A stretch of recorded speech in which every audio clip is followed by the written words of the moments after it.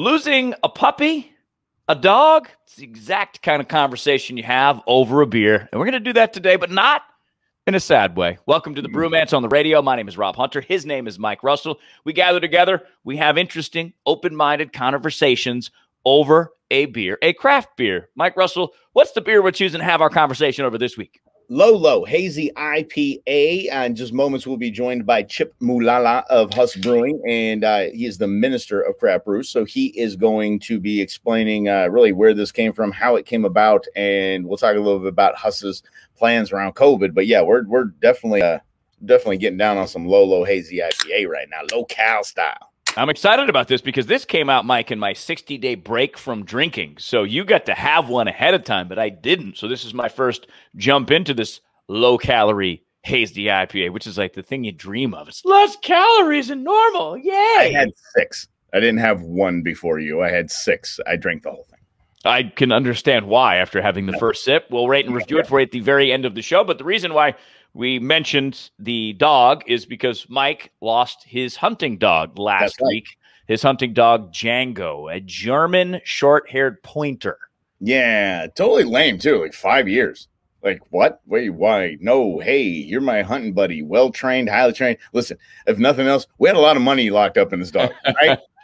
I kid. He was a member of the family. He was my pal. He's my hunt buddy, and he just we're guessing it was some sort of lymphoma, and he had a cough about him, and we got him tested for everything under the sun, nothing, and then one day he just decided to go in his little sunny spot in the backyard and wanted to end it there.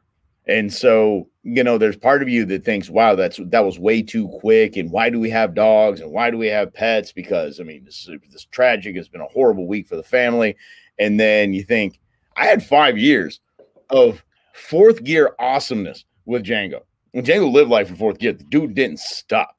And so I think about that and go, wow, I was very lucky to have 5 years with Django. I would have loved to have had 5 more, but you know, that's the way life goes. And my family, as you know, from all of our time on the radio, my family has a very interesting, not really interesting. I guess I'm giving myself too much credit. We have a different view of death when a family member dies, and it's more celebratory and loving and remembering than it is, oh my gosh, I don't have my hunting buddy here right beside me like I normally do all the time. So Django was pretty much, if you weren't me or if you didn't have feathers, he really didn't have much time for you. And that's true. That was kind of one of the cool vibes I had. And kind of what I miss about him is because we have Boba that, and you look at him, he's yours. It's okay. He wants to be with everybody, hang out, just kind of dopey, bounce around. Django was locked in, and he was my dog. And so yeah, we lost him. And that was the 4th dog I've lost in my life. Yeah. And it's hard to ask this question because it's not whether it's easy or not, but it's you know the sense of a dog's life, and you know that sometimes it comes sooner than you want, and that's the trouble with pets, and that's one of the reasons why I don't have any pets. It's because of those moments where I'm like, it's not that I don't want to deal with it, it's just there's a lot of complex emotions as you welcome someone into the family that is a four-legged furry friend. Mm-hmm. And to lose him, it's interesting too, because you just mentioned it, Mike. It's really all how you look at death. Do you look at, okay, it happened, I can't undo it, so I'm going to look back and celebrate all those moments? Because my mother recently lost a dog, and I tried to encourage her to do the same thing. And her dog was, I think, close to 11, and that's about the lifespan of the dog that she had. So, I think it was a sporting dog, right? It was a Vizsla, wasn't it? A Weimaraner. Yep. Beautiful dog. And she's had 2 Weimies now. And, I said, instead of dwelling on the sadness look at the moments that he made you laugh, made you smile. For you, watching you and Django out in the hunting field was awesome. Watching Django out looking for birds was awesome, because you knew he was just like, this is what I'm born to do. This is what I'm born to do. And that's what he's saying to himself as he's running around the field looking for birds. Yeah, he was a machine. He was an absolute machine. As a matter of fact, I got a note from Tony and Amy that own Desert Creek Sportsman's Club out in West Valley, and they're naming one of the fields after Django. They ordered a sign to name one of the hunting fields, one of Django's favorite hunting fields. And I just thought that come on, that kicks right in the feels right there. Oh, yeah. Whoa. Yeah. That's your check. If that doesn't hit you in the feels, you don't have any feels. Yeah, no. Just know, people knew Django. It's from the radio show, from this show, from, they just knew Django. I had Django on the radio when he was, I think, 9 weeks.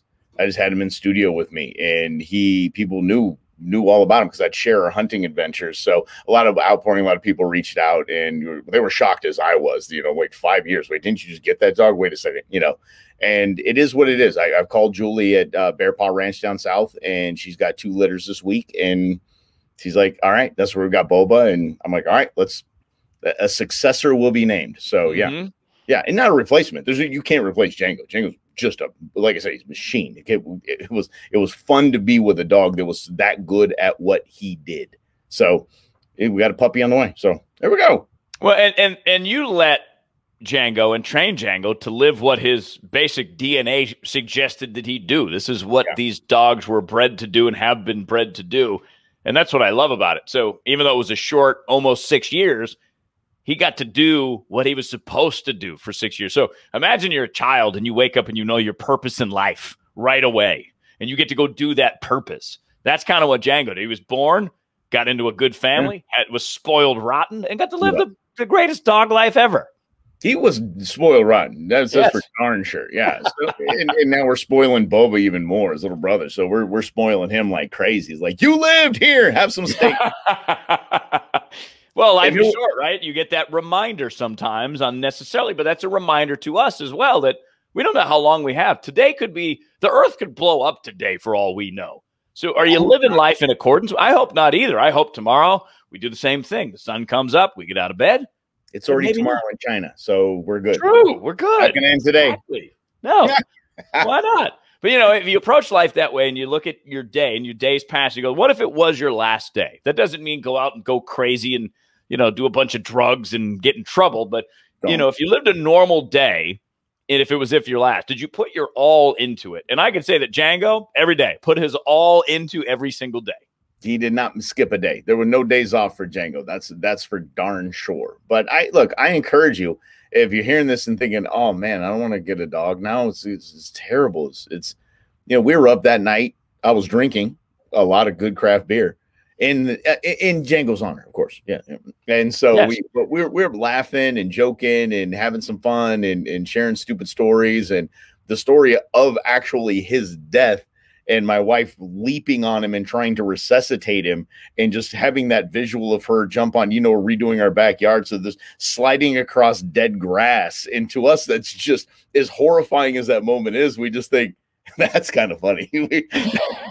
Just grass all over and everything. It's just, it's something to celebrate. Animals are something to celebrate. Dogs are God's gift to us. Dogs are the most amazing, cool things that you can have in your family and as a part of your family. I mean, they're unconditional to you. When they show up and when you show up, you come home, that's the biggest part of their day. And if you can find anything in life that exciting, you're winning, because dogs remind you every single day when you come home that you're their center, you're their world, you are their sun, their moon, you're everything. And you always have that going for you. Every day, without fail. I mean, that's the joy of it. And that's why so many people love it. That's why they call a dog man's best friend, because you know what? No matter what, your dog's going to be there for you. Your dog's still going to be excited to see you. Even if you told the dog last night that it was, that was a bad day and I had to yell at you. You did something wrong. Doesn't matter. Dog's going to come right back a couple minutes later, give you snuggles, rub that nose right in your face, and you're like, get out of here with that come nose. With tail between the legs. I'm sorry, Dad. I'm sorry. I didn't mean to run out in the front yard like that. I didn't mean to bite that person.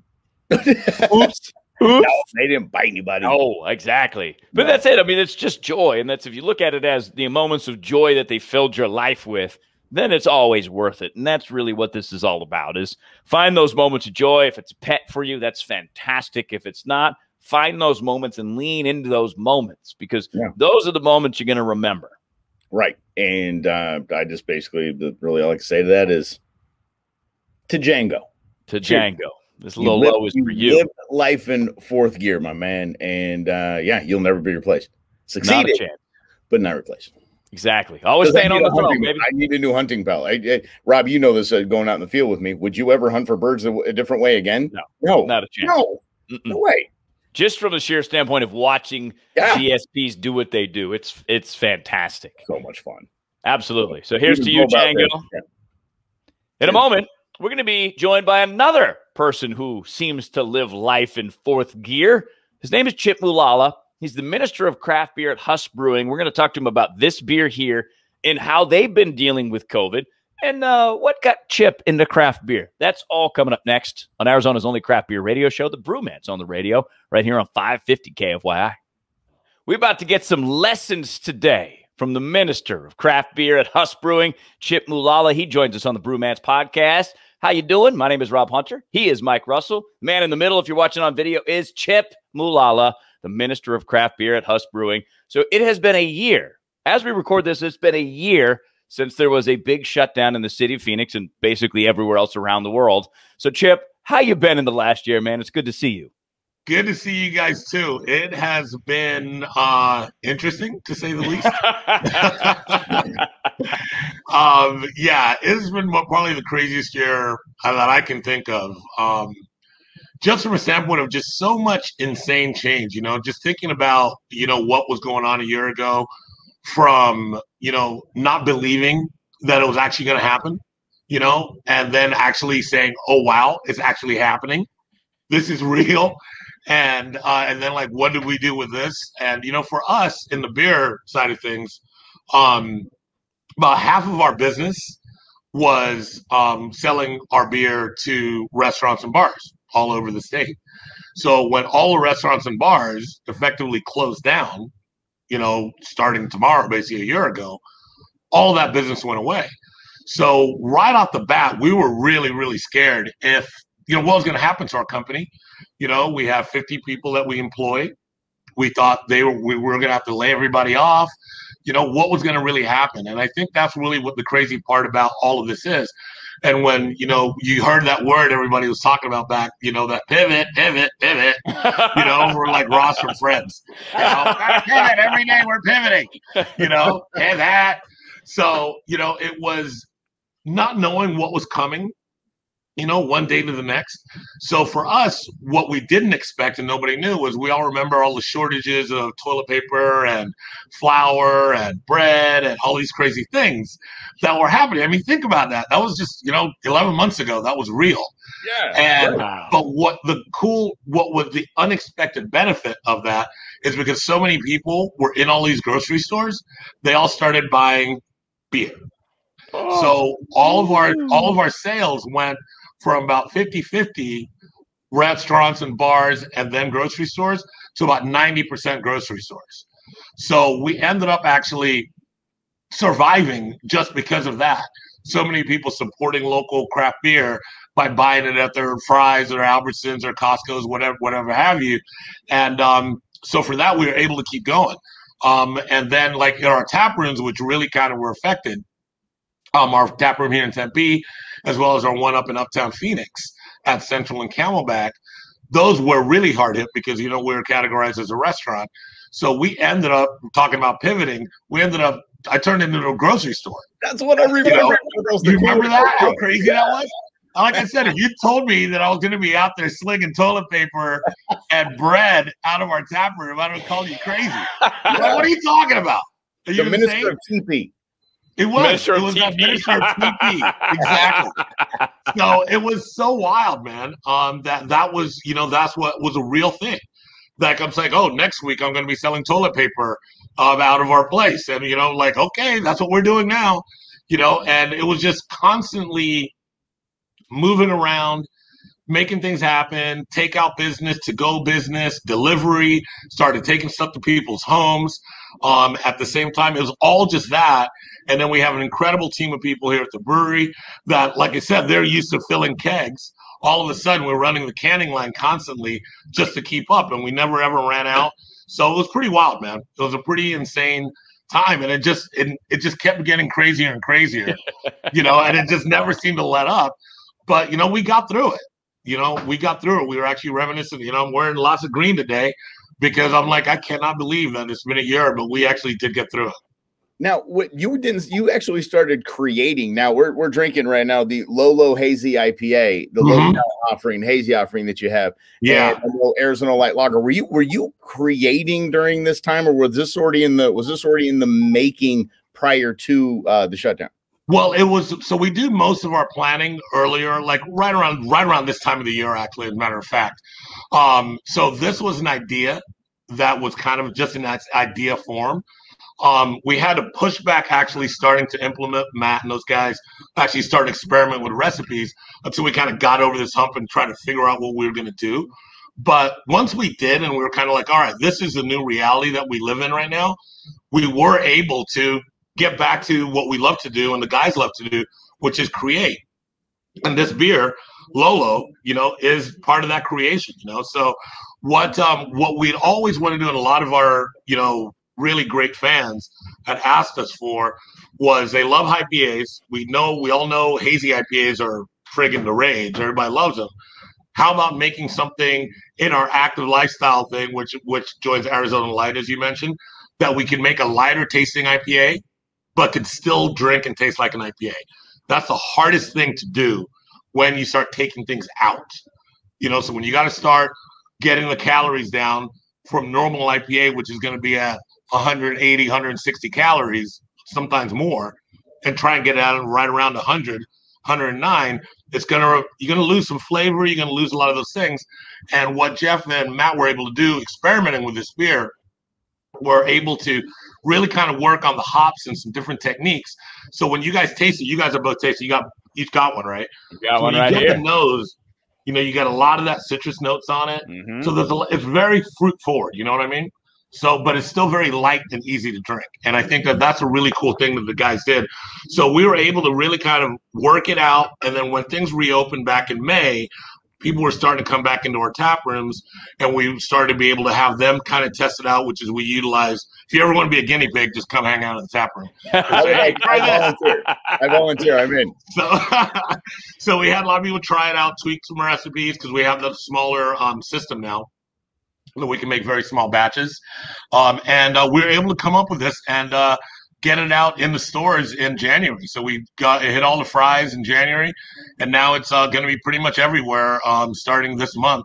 And we're really proud of it, and the feedback has been amazing on the beer. How do you do that, Chip? What's the process like? You mentioned taking things out, but I look at these low-calorie beers, and I think it's such a great avenue for Huss Brewing to be in. How does that process look like? As you've mentioned, certain types of process. So is it you normally put less hops in because of the calories, or is it less of the fruit flavors? What's that looking like? It's mainly going to be on your grain bill. All right. So the grain bill is really kind of what is going to be the basis, the backbone of the entire beer. So a lot of where those calories come in is going to be from those grains. These are carbs, carbohydrates. They're going to do that turn into a lot of calories. So what basically the guys can do is they can start substituting, I should say. So what Matt and Jeff decided to do is use a lot more oats that will give it, so you still have the body, but you will have less calories. So they kind of work with it like that, and then using the different blend of hops to really kind of bring the flavor out. And when you hop the beer, so you can put hops without getting too technical about it. You can start, obviously, you hop in the boil to get a lot of the flavor out. Then you do a lot of dry hopping to get a lot of that aroma and flavor in it too. So really how you do it and get the blend right, it can really make a big difference. And I think that's what the guys did. And I'll tell you what, we did a kind of a sample tasting, guys, where when I bought every low-calorie IPA in the market, and we just tasted them all against us. And, blind tasting, we came up there, So, I'm not going to say we came out on top, even though we did, but I'm not going to say that. You can say that. And Tim, understand. This is a family program, so let's ease up on the dry hopping talk. Okay, I'll definitely we'll try and keep it PG. Kind of curve that, will you? But you talk about innovation. So obviously I love talking about Lolo, but the other cool project that we did is you guys know about this one, right? Senfo? Yeah. Oh yeah. So this one is the third year we've done it, but this is our biggest release of this beer. And that was another one. We weren't sure how many people were going to be able to donate. So for those watching or listening that don't know about this project, it started out 3 years ago. And you know our tap room in Central Phoenix, up on Camelback and Central. A lot of people don't realize that all that whole area, that whole area between like Thomas and all the way up to like Bethany Home, from there about the 51 all the way to like the 17. All of that area was citrus groves back in the old days. When Phoenix, before it became a big metropolis. Before it became a big metropolis. But Right. so many people that live there have citrus trees still in their backyards. So what we did is we did a calling out on social media to the neighborhood and says, hey guys, we want to make a beer for you here in Senfo, Central Phoenix. So if you guys come and donate all of your fruit from your backyard, we'll give you a little coupon in exchange for your fruit, that when the beer's ready, you can come and try it yourself or get a 6-pack. And we had somewhere upwards of 900 pounds of fruit donated. Wow. Anything from tangelos, oranges, lemons, pink grapefruits, regular grapefruits, everything under the sun. And people just brought milk crates, big grocery bags, are like, here. And so we collected all this fruit and then brewed an IPA. And then we took the zest as well as the pulp of the fruit and juiced it and made this IPA. So it's called Senfo for Central Phoenix, which is actually kind of cool. If you look at my camera too, I can see that. All of the neighborhoods are listed on the back there. Very cool. So you see Coronado and Canto. Nice. All of the neighborhoods in Central Phoenix are listed there where fruit came from.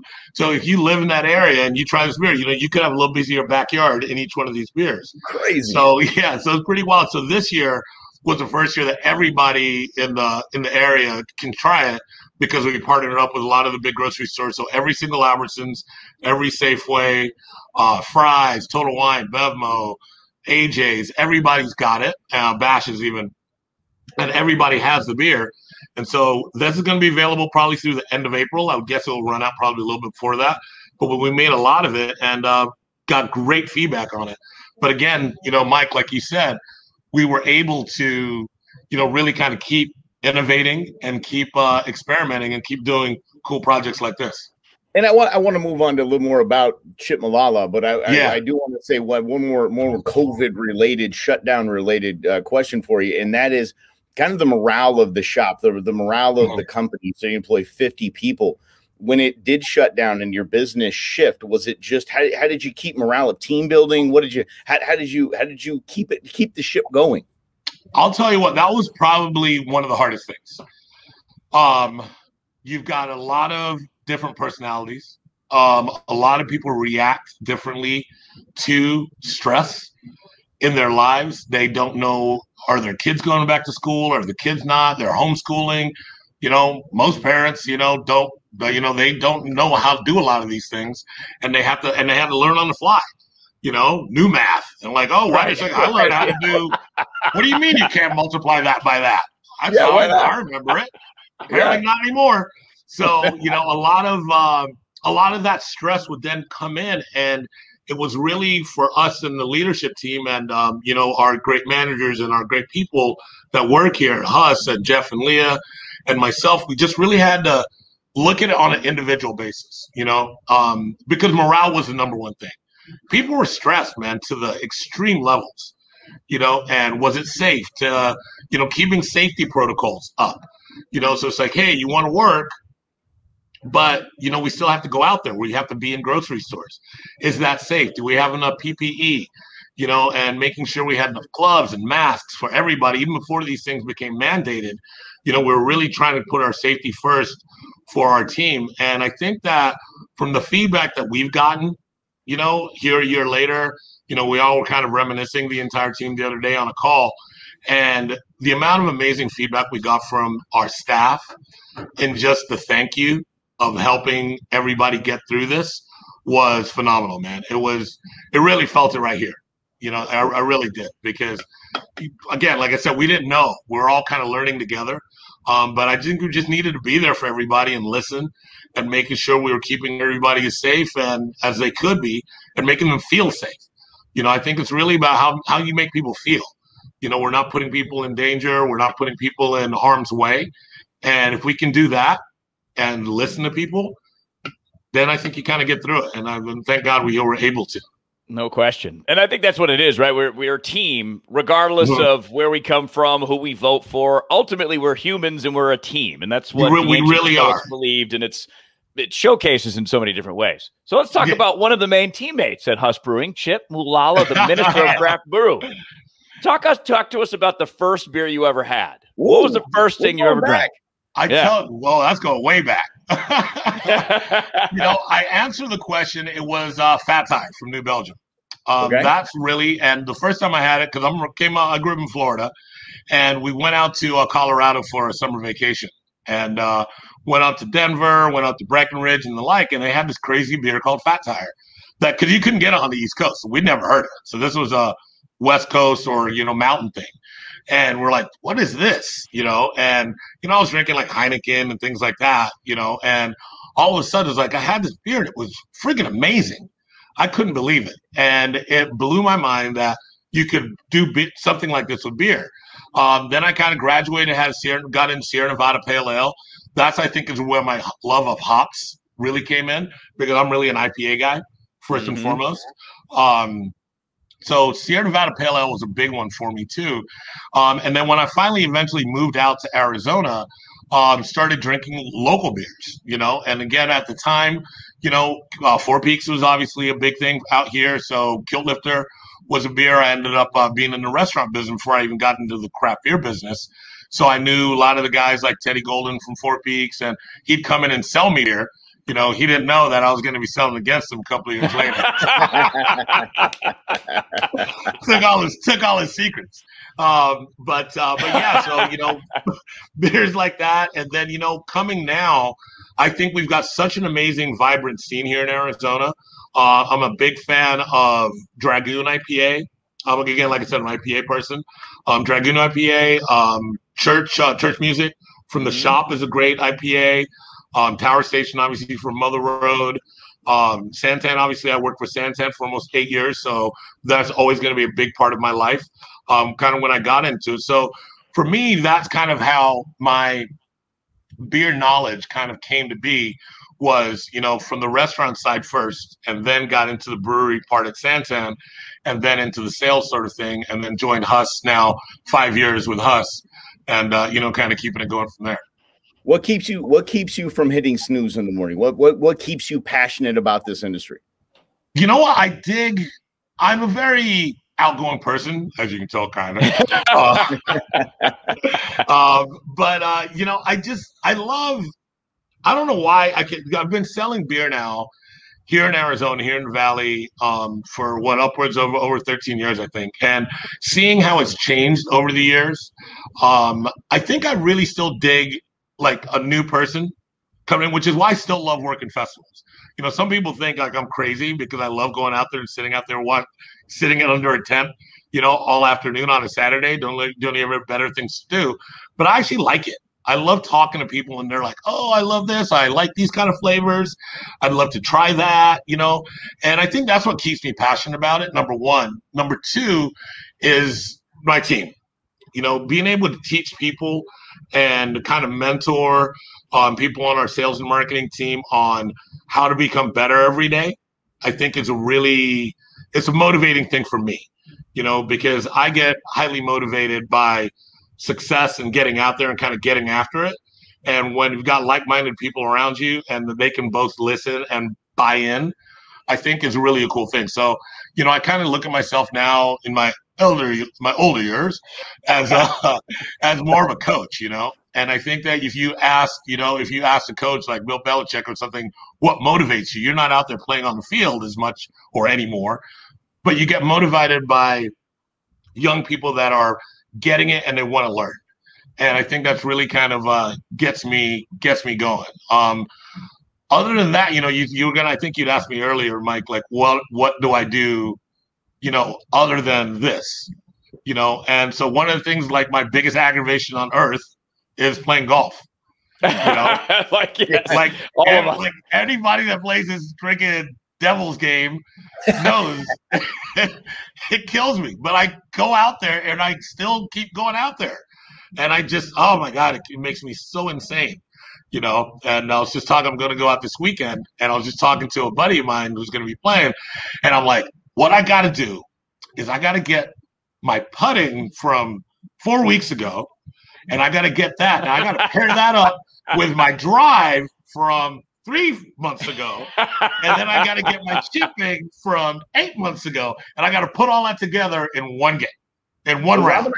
Rob and I call it 4 hours of drinking. That's just really all we got. Yeah, exactly. There's no scorekeeping at all by any stretch. Just out there to soak up some vitamin D and chase a white ball around and drink. That's really all we're doing. You're absolutely right. And I'll tell you what, that's why actually, you know, doing a shameless plug, that's why I love this new beer, because it is lower in alcohol. I can drink a lot more of these out on the course too. So they're a lot of fun being able to do. So it is a wild world, but I have fun doing it. I dig it. You guys amazing. Crushed it on this too. You guys absolutely nailed this. And I know you got a scoot here in a moment, but I got to tell you, Low Hazy IPA by Huss is just a fantastic, not even light beer. It's a fantastic beer. It's a fantastic beer. It is almost the ultimate golf course and pool beer. I mean, you team this with your other light offering and Arizona Light Lager, and you guys have just knocked the ball out of the park twice. No, I appreciate that. And I know that the guys would appreciate it too. And it is. And especially we live here in Arizona. It's, you know, especially we're about to get hot again. And I think that these are the sort of things that you want to be able to refresh yourself. And I think it's about drinking beer from here. People dig that. You know, there's amazing beers from all over the world, from all over the country. But the fact we've got such world-class beer right here in Arizona that's made in our backyard, that supports our local economy. It keeps everybody, these 50 people that work here at Huss, employed, as well as the countless other breweries around the state. It's pretty cool, man. It's pretty cool to be a part of all of it. And I love the fruit mess in people's backyards. Yeah, come on, exactly. Win. Well, that's it, right? That's kind of the Huss and the craft beer thing. It's that neighborhood feel, which we like, where you're always welcome to come in, have a beer, have a discussion, and you know, let's work it out. Let's be a team. Yes, and you know, because we're based on family, you know, Jeff and Leah Huss started this brewery, you know, as an homage and as a legacy to their little daughter, you know, who we all call Little Boss. She's actually all of our boss, and it was really kind of funny. I think I got a few minutes. I can quickly tell you this cool story. We do our meetings at around this big conference table, and during the summer last year. Little Lola, Jeff and Leah's daughter, because she was obviously having to be schooled, nobody was in school. She was doing her school in our office. So she would show up every day. So she had her little desk in the corner. She had her little office that we'd made for her, and she was taking class. But during one of our sales meetings, we're pitching this new beer, and we're trying to come up with a name. So we're kind of going around, and she brought up this name a few months earlier called Cactus Valley, which is what our new amber that we'd done, a local amber. And she had, we had not named it Cactus Valley yet. And it was one of those funny stories because she ends up sliding over this little piece of paper in the middle of our meeting. And everybody's kind of looking like, what is this? You know, she goes back to her table and I just start laughing my butt off. And I'm just like, you guys are not going to believe it. And I showed the piece of paper to everybody. And it basically said, Chip, Cactus Valley is still available. The name that she'd come up with in the middle of our sales meeting. Still available. This is who she is as a 9-year-old at the time. Was that she got her name? Oh, that's awesome. I love the slide across too, like a slide across was the best part. Yeah, she's like, there you go. This one's still available since she didn't pick it last time. She wanted to remind me of that. So she named her first beer, and you know, it's pretty cool. But yeah, it is all about family. It is all about neighborhood, Rob. Like you said, we want to create and foster a place and a feeling. You know, we call on the outside our neighborhood gathering place, and not just if you come to one of our tap rooms. Whether you do that or our future tap rooms, we have our plans that. We were opening up. Remember, we were going to open up a brew pub restaurant downtown Phoenix at the convention center. That all had to pause, but that's now reignited. So We're hoping to get that bad boy open later this year. And we just want to keep being a part of the neighborhood, man. Being a part of Arizona. I thank you guys to keep the conversation going at Bromance. You guys keep doing it. Whether on Facebook, you guys are out there talking the good game and fighting the good fight. And we definitely appreciate it from us here. The next time you're in the iHeart building, you need to hang out with us a little bit, have a beer. What do you think? I definitely think I'm always over there. I know, but you know, because Barrel Boy always grabs me up and takes me out takes me to those little secret lairs. Yeah, tell him no. Tell him you got to come down to the nerd side of the hall. You got to come all the way down to the instead of hanging out with the cool kids. Exactly, the rabble rousers. That's right, guys. I just want to say thanks again. Cheers. I really do appreciate all that you guys do. Keeping the word out there and talking to everybody that's listening. Everybody digs you guys. You're a big part of our world and our industry, keeping the word alive and encouraging people to not just drink great Arizona local beer, but great beer in general. Like you said, you know, having that romance with beer, it's a great thing. So we appreciate it. There he is. Yes. Hitting us in the feels, man. I appreciate it. We appreciate you, Chip. We do. We appreciate everything Huss is doing, and we just appreciate you keeping the word out there and being at the festivals when they're back. You got to stop by and see Chip for sure. Thank you, guys. We really appreciate it. Hey, thank you so much. Cheers. Cheers, Chip. Welcome to Brewance on the Radio. He's Rob Hunter. I'm Mike Russell. I want to thank Chip Mulala for hanging out with us.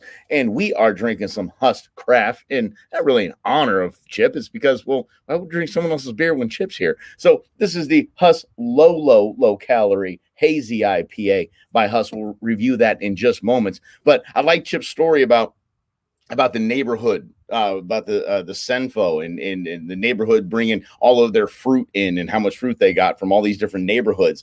And it reminded us of a story that we saw when we were getting ready for the show about Amanda and Thomas Evans. They want to make some friends. How do you make friends when you move from Fort Myers, Florida to Cape Coral? Cape Coral. There we go. You put up signs all around the neighborhood. Not that you lost your cat. Not that there's a yard sale. You put up flyers all around the neighborhood that you'll be offering free beer in your front yard. So that would entice people to come over and introduce themselves so they can make some friends in the hood. I love this idea. Winning. That's exactly what it's supposed to be. That's what we do the Brewmans for. You crack open a beer, you have interesting conversations, you meet interesting people, you talk to interesting people about all kinds of various things. You want to talk about politics? Do it over beer. We just talked about Mike lost Django, his hunting dog. You talk about it over a beer. You whatever it is, that's a perfect conversation starter. So I love this. I wish I had that idea when I moved into my neighborhood in Phoenix. I would have cracked open some beers. Amy and I, Lady Bromance, sat out in the front. Just, here you go. Come on over and have some beers because our neighborhood's getting newer. So maybe it's the time to do it now. I think I want to try it because I want to see how – I live on a cul-de-sac, so that's kind of a tough one. Because it would just, you know, who knows? Oh, but you put out flyers. Okay, wait a second. So, I'm going back to the idea. So you put out flyers and you do that and you hang out. But I would wonder how many people are skeptical. Like, what's the catch? Is this some multi-level marketing scheme? Are you going to try to sell me a timeshare? Like, what is this? And he's like, no, I just wanted to meet you, say hi, and have a beer. Yeah, it is very interesting. So instead of putting like a yard sale sign up, be like, beer conversation, free beer this way. Yeah. Free beer and good conversation this way. Are you going to try to bring me to your religion? What are you going to try to do? Actually, this needs to happen. I think this needs to be a good Brewmance experiment because I think we get some fantastic stories out of it. That's a good idea. I like that. That's because there'll be a Karen somewhere. There'll be a Karen somewhere that like freaked out on my daughter and her little organizing committee. They had a spirit week at their school, and it was a virtual spirit week, of course. And the one was, you know, crazy, whatever background Zoom thing. And then one was, what's your favorite drink and this kind of stuff. And then parents lost their bleeping minds. Why are you encouraging kids to drink alcohol? And she's like, we're talking about like from Dutch Bros and Starbucks. And dude, like what in the world? We never even thought about booze. Yeah. Cause it was kids putting it on. Right.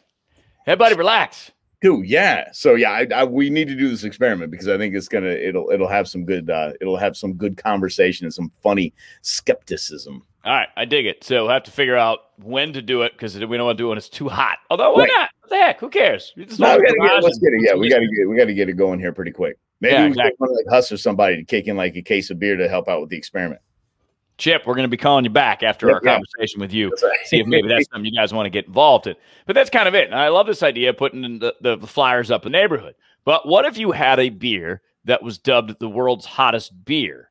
Would people come to try it or would people run the other way? So Maltese Brewing Company is trying to get their super spicy IPA into the Guinness Book of World Records. You can imagine if you had this in the cooler as you're sitting there hanging out, wanting people to cover a conversation. You're like, they put like 70, what are these like ghost peppers? chilies or whatever? Yeah, something like that. That's what it is. 500 Carolina Reaper chili peppers that they put in there. That's like regarded as the world's hottest pepper. This beer sounds terrifying to me. Yeah. And they're slappies that want it. They're slappies that get into those hottest wing competitions and stuff like that. And I don't understand. I never want to equate food with pain. The only pain that I want to associate with food is that I'm like Thanksgiving full, like that. Oh, ouch. That's it. That's the only kind of pain. I mean, we reviewed, going to our YouTube page, we actually reviewed, was it jalapeno sculpin a couple of years ago. Habanero, yeah, thank you. And that was there was a warning right on the bottle that said, you know, because it's a different type of fruit, it's going to be hot. Some batches will be hotter than others. And man, it was a spicy meatball. That's about as spicy as I want it to be. And I was, you know, the next morning going, come on, ice cream. I had one. First time I tried it, I was like, oh, this is good. So I bought a 6-pack once and I brought it to like a get together. I was out in LA. And I was drinking them, and I had the second one. I was like, all right, cool. And I had the third one, and I was like, I'm good. This is a one at a time beer. So it's how you end your night, or you're on a Saturday afternoon, you want something spicy, you drink and you're done. Because if you have 3, you're like, I'm good. My mouth's on fire for the rest of the night. I'm cool. But our first charity beer we did was, it's called It's a Dry Hop. It was an Arizona jalapeno dry hopped IPA. And it was delicious. Awesome. Because it was just the right amount of hint or heat. Yeah.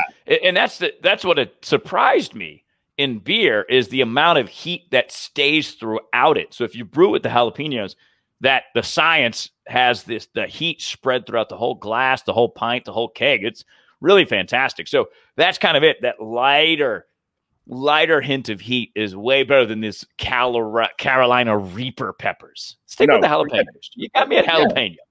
Same with food. Just put some, you want the taste of the sauce, the hot sauce or the salsa. It doesn't have to kick you in the back of the throat. That's just, come on now. I like a little bit of spice, but Holmes, you don't have to get big Reaper chilies and all that. When you start getting the things called Reaper chilies, you need some good therapy, maybe some good counseling to do some good.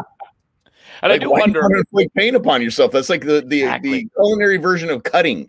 It's like, why do you do that to yourself? And how does it? I wonder if it harms your taste buds too, so you can't taste anything anymore. If you burn them and you constantly expose them to Carolina Reaper peppers, is that gonna like your tongue's just? Oh, you're gonna drink this low-cal IPA, but it's like, I can't taste anything. It has no flavor. Grandparents at McDonald's, they would always go up. They would love going to McDonald's. They give us McDonald's gift cards for Christmas, and that's when they became in the book, the coupon. Oh, yes. They'd go up to the front all the time and go, can you make this coffee hotter? It's not hot enough. And I'm like, how did your mouth adapt to that? Did it just callous over and the heat, you need something that hot? I don't get it. I drink iced coffee anyway. So man. Exactly. I'm very I'm like a lukewarm kind of guy. People like, my dad loves to eat his food as hot as possible. I'm like, yeah. Like when you get that piece of pizza you're looking at and you're like, oh, I can't wait to bite it. You bite it. And you're like, oh, come on, it's too hot. You do that inhale below. Yeah. You're like just praying not to choke on it. And you know that face because everybody has that face. Yeah. Oh, man, that's funny. That's funny. They do that, yes. And the roof of your mouth is just blistering as they and you're like pissed because you're not going to be able to taste the rest of the pizza. And you're like, I ruined the rest of this. I ruined my food intake for the next 2 days. Hot Pockets are notorious for that. Mm-hmm. If you haven't had a Hot Pocket, there should be warning labels all over that thing. Like, I don't like warning labels. I think it's given us the de-evolution of society. Because if you want to bathe with a toaster, you shouldn't be in the gene pool. So I don't need a warning on the toaster. Do not bathe with this.